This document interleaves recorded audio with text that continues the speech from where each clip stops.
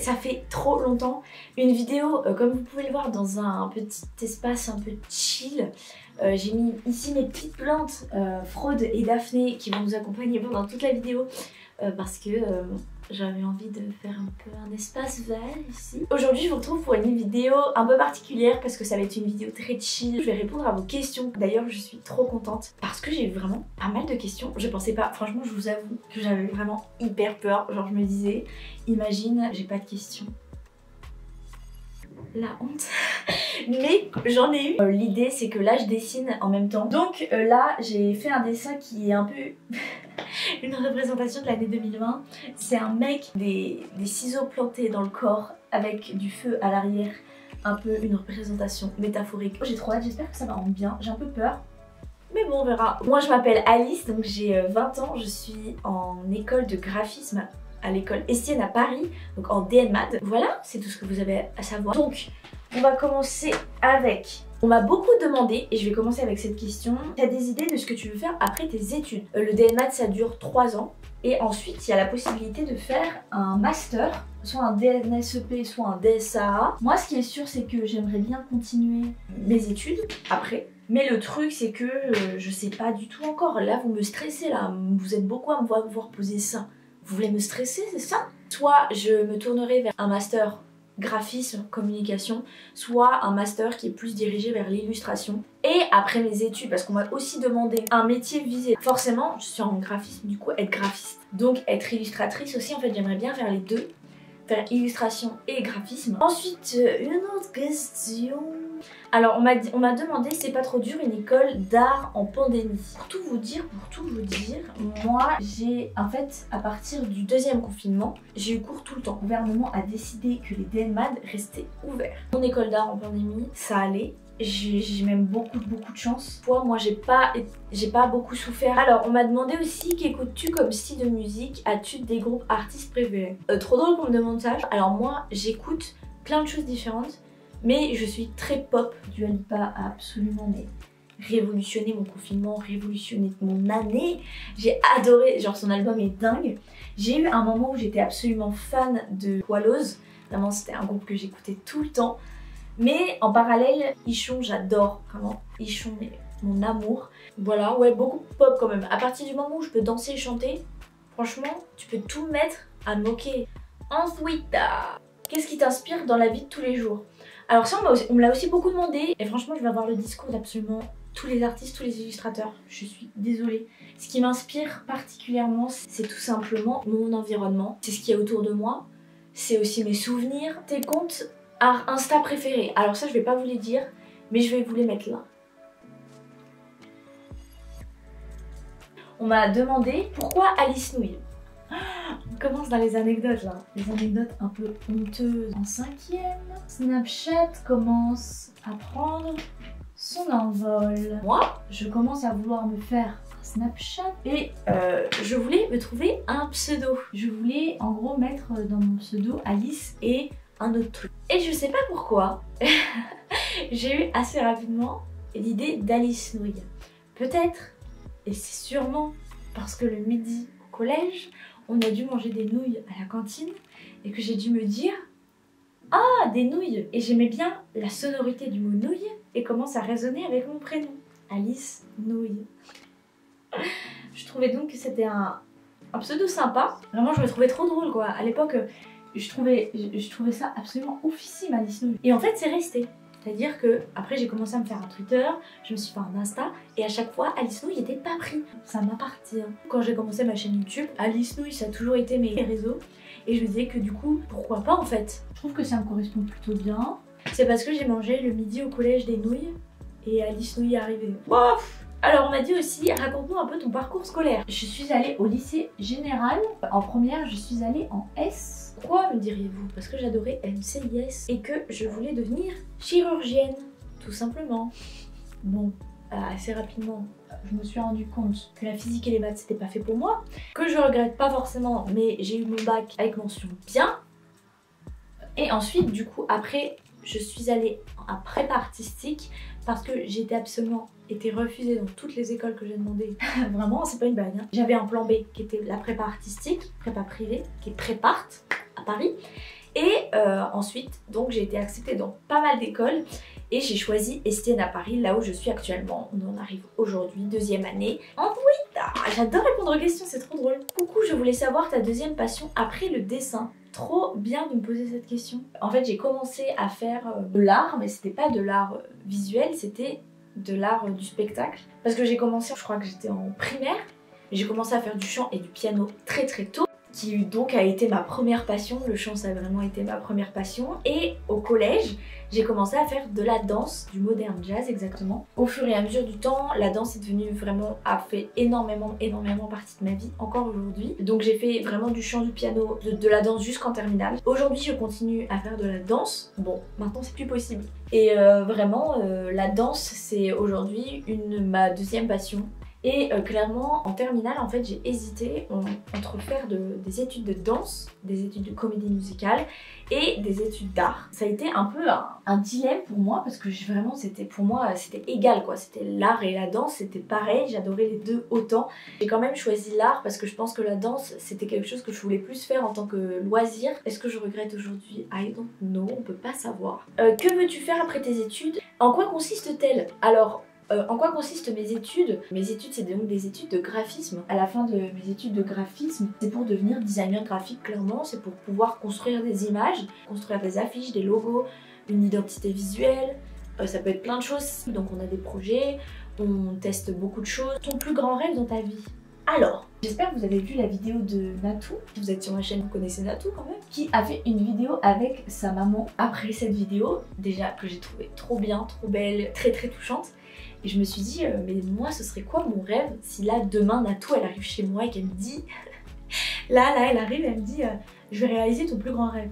Qu'est-ce que ce serait? Et ben je pense ce serait de reperformer parce que, pour vous raconter un peu ma vie, j'étais dans un studio de danse où chaque année on avait un spectacle de danse de 2 heures où on devait performer dans une salle et tout dans ma ville. Il y avait de la comédie musicale, du chant, de la danse. Chaque année en fait on faisait un nouveau spectacle avec un nouveau thème, avec un nouveau truc. Du coup on a performé et moi du coup j'ai eu la chance de pouvoir faire ça parce que j'étais aussi en comédie musicale donc je chantais, donc j'ai pu avoir une chanson, un solo et tout, vraiment chanter devant des gens avec un micro.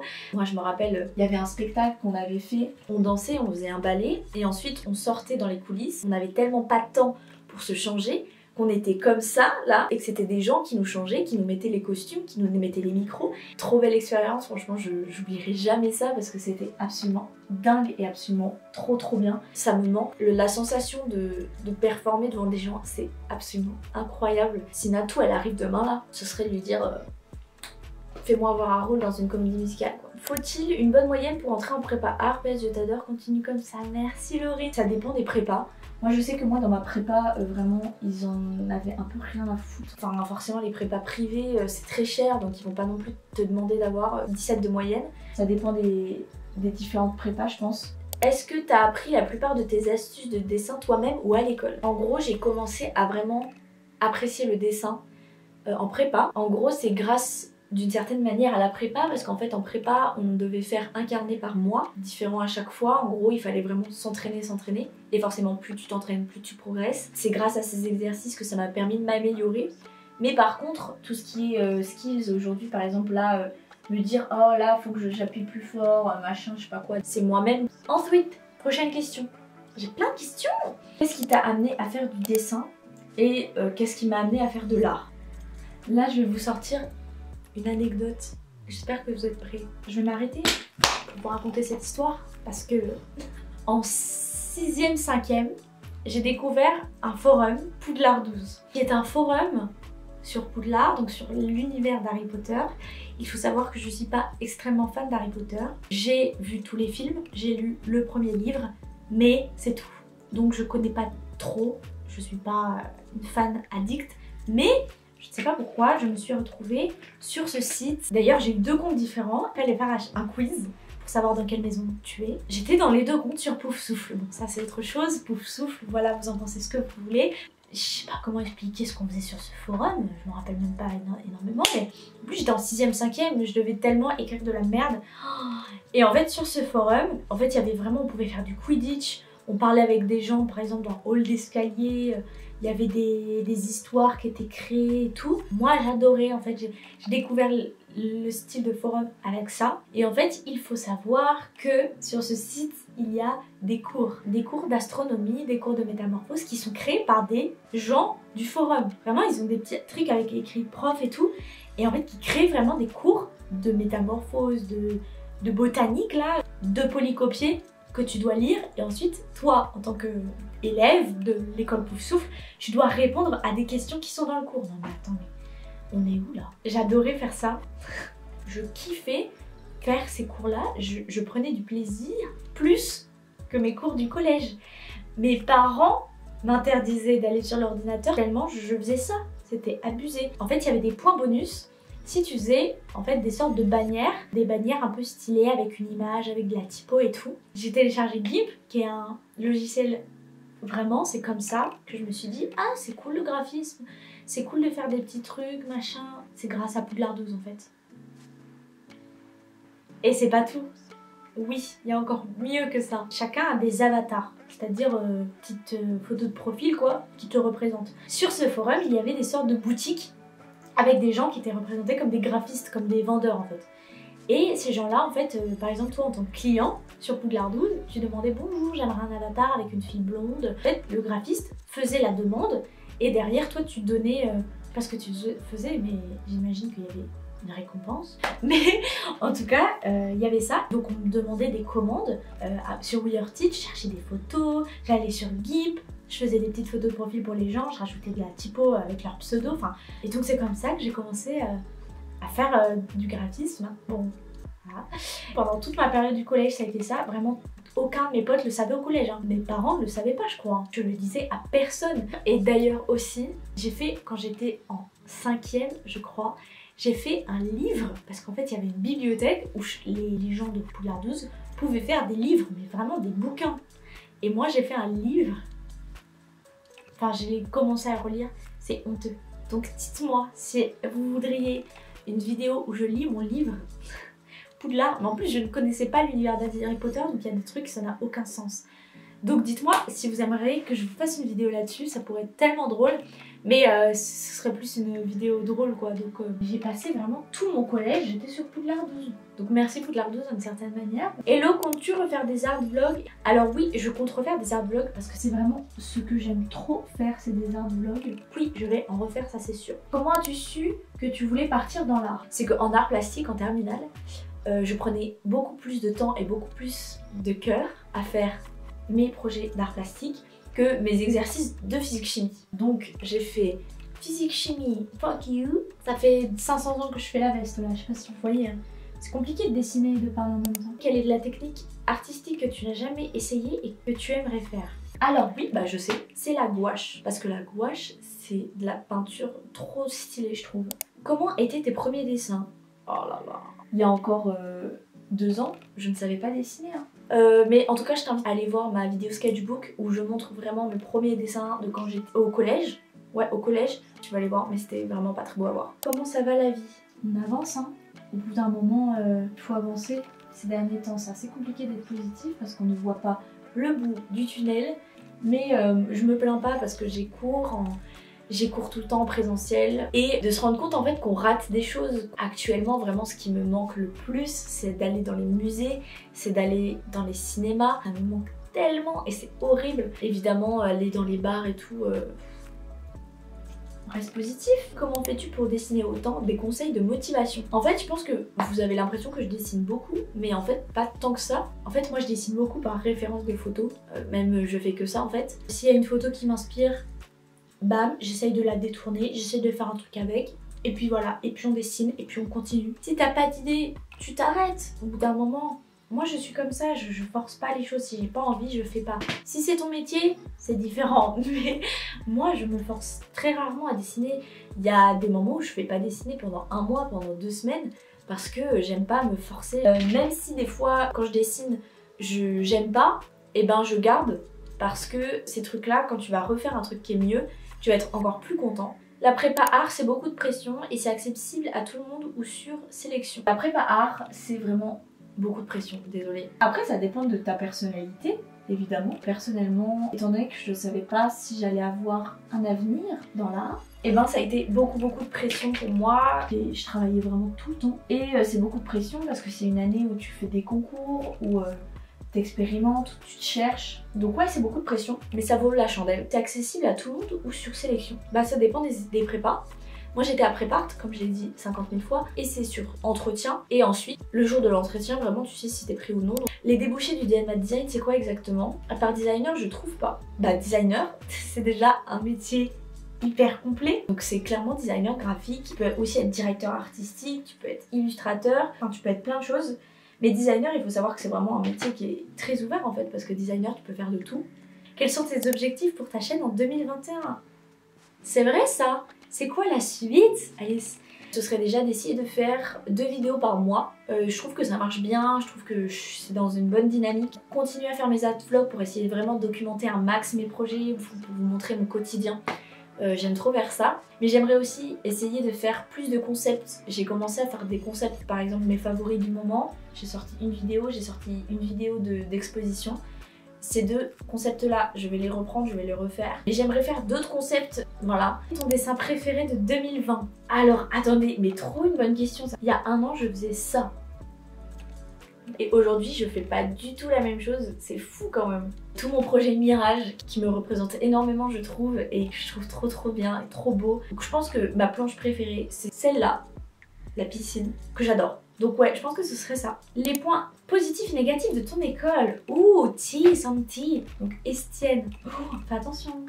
Les points positifs, qu'est-ce que c'est les points positifs? C'est qu'il y a de la sérigraphie.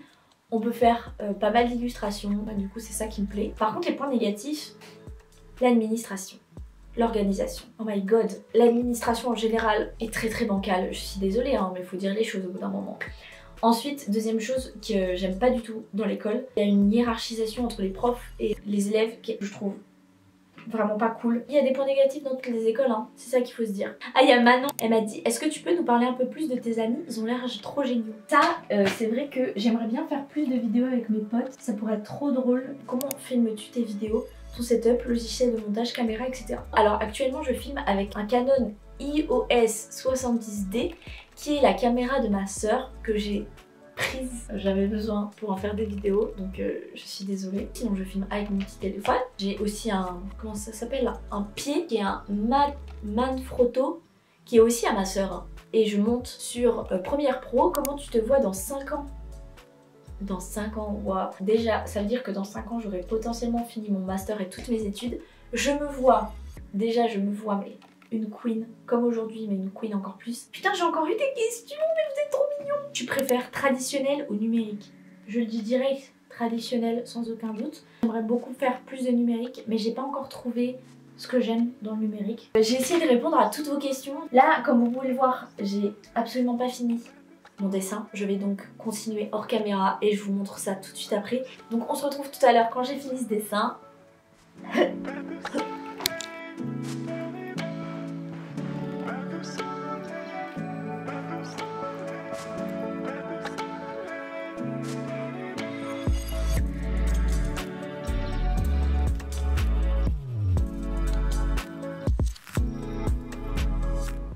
On se retrouve, donc il est un peu plus tard. Je crois avoir fini mon dessin. Voici le rendu final.